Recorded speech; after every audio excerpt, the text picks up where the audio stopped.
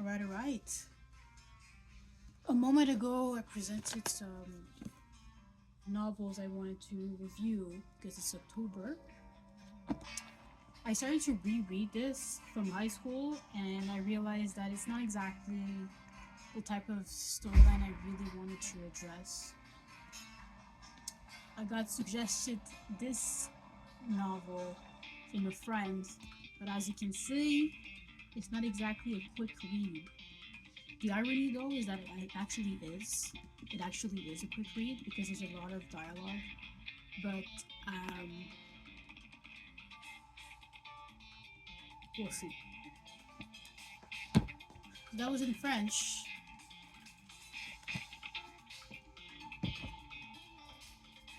but the novel in English I wanted to read was The Dinner, which is actually a Dutch story from Herman Koch, and it was adapted in multiple languages and in a movie that you can see here.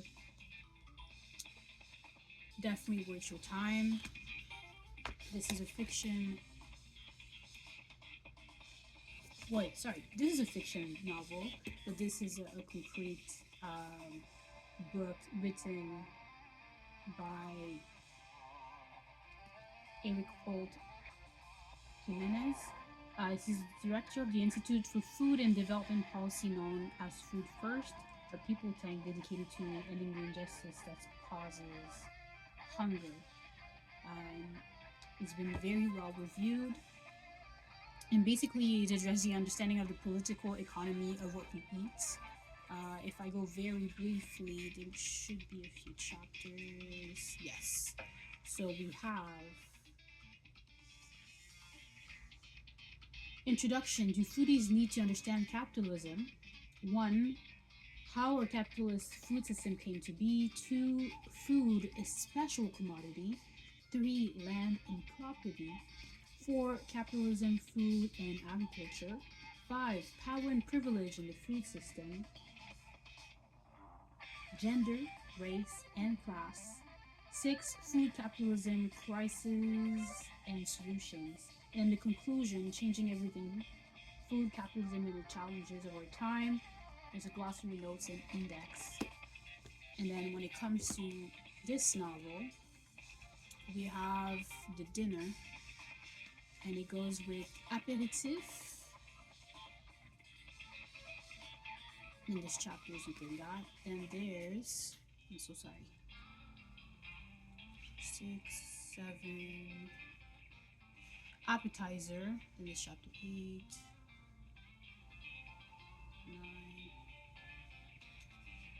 10, 11,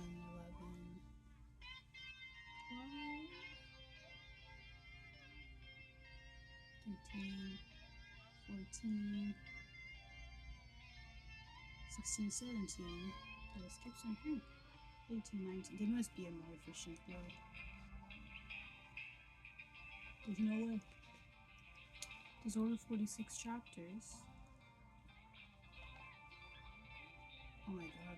I feel like I'm missing pages. I'm not though.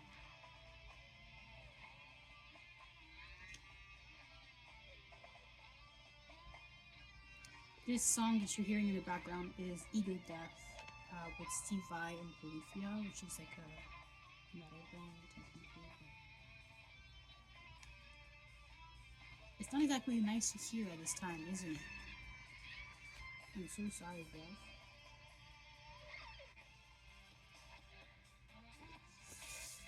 Alright, so an acclaimed international bestseller, The Dinner is a provocative, darkly suspenseful tale of seemingly ordinary meal at a posh Amsterdam restaurant where two couples must confront a dangerous secret. In a storyline that will have all parents wondering how well they really know their children and how far parents should go to protect their family, Master of Suspense Herman Koch introduces us to Brother Paul and Serge Roman and the frightful truth they share. Each with a 15-year-old son, the Roman haven't always approved of each other's parenting styles. Now the boys have triggered a police investigation that threatens everything their family cherishes. As Paul narrates the night and gripping, finally home scenes, we are served a glimpse of the dark side of genteel society and the startling ease with which ordinary people can do extraordinarily horrific things. We hope that the following questions will make your reading group experience delectable. So honestly, I'm going over it very briefly. It's a guide written by Amy Clements.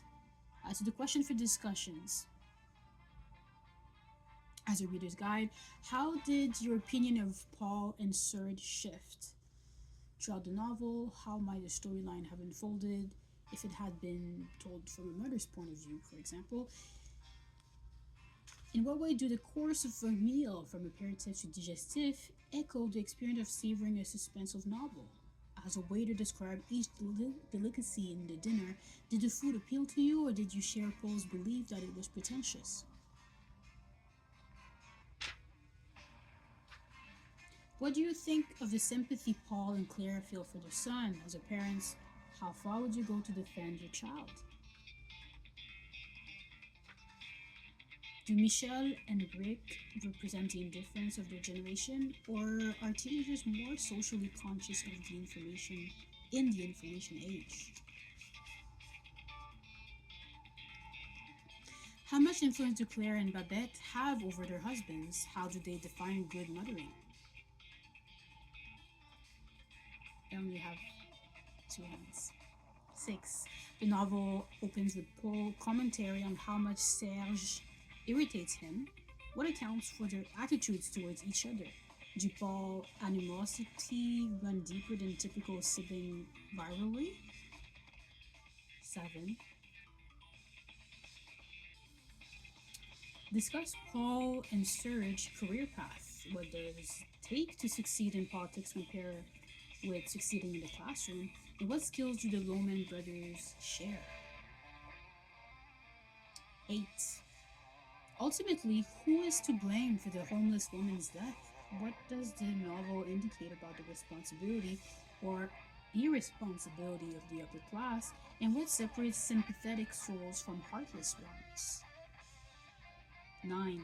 Discuss the portrait of marriage that Paul paints as he recalls Claire's illness and confronts the possibility of losing his family.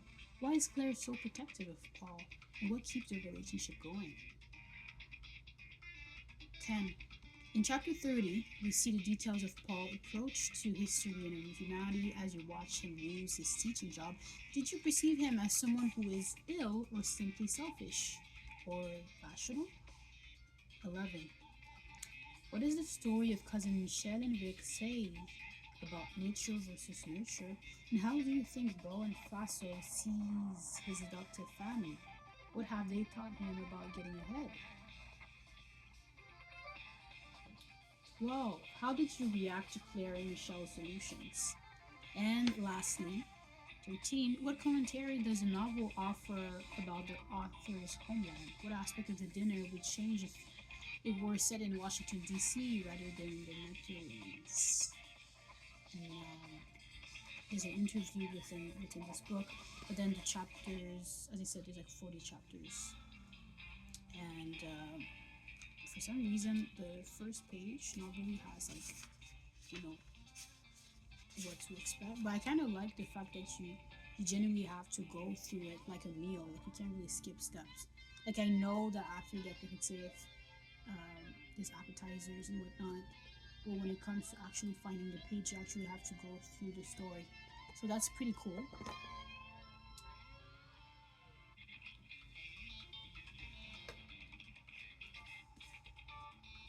When it comes to the Foodie's Guide to Capitalism, I genuinely feel like I prefer starting with facts before going to fiction because it educates me, but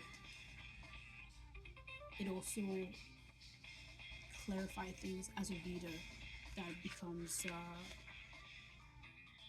a little bit less of a mystery once you just had the chance to kind of go into it. So there's that. Thank you so much for your focus. I selected a novel from a Ukrainian female author before, but it's in French. And then this was a fiction novel based on the what is the story again? Alice au Pays des Merveilles.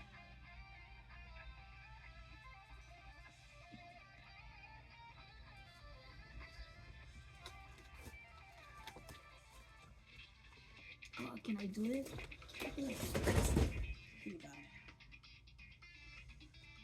So this storyline and this storyline are kind of inspired, except that this is dark and written by French Canadian author Québécois called Patrick Sénécal. One of my favorite fiction stories from him is Le Passager, and it fucked with my head.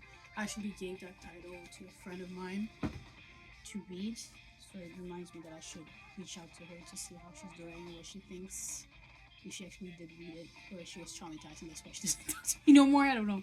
It's been a few days, a few weeks, but sorry, it was stuck together. Revising good things.